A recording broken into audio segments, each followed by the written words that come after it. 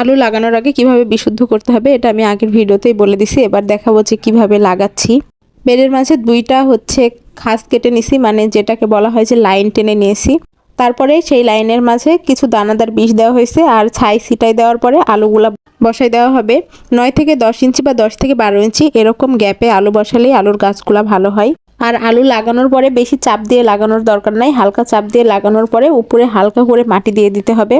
অবশ্যই অঙ্কুর যেই দিকে আছে সেই দিকটা উপরের দিক করে লাগাই দিতে হবে, খেয়াল রাখতে হবে যেন সেটা ভেঙে না যায়। আর আলু লাগানোর ক্ষেত্রে এটা মাঝারি সাইজের আলু হলে খুবই ভালো, যদি বড় হয় তাহলে অনেকে কেটে লাগায়, তো তার থেকে মাঝারি সাইজের যে আলুটা লাগানো হয় সেটাই অনেক ভালো। এক কথায় ডিম আকৃতির যে আলু, ওই আলুগুলাই লাগানোর জন্য উপযুক্ত।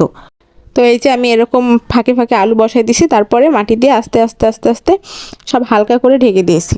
আলু লাগানো হয়ে গেলে প্রথমে হালকা করে সেচ দিয়ে দিতে হবে, তারপরে মাটি শুকায় গেলে 10-12 দিন পরে আবার সেচ দিতে হবে। কেমন হয়েছে আলু লাগানো? যারা অভিজ্ঞ কৃষক আছেন অবশ্যই জানাবেন।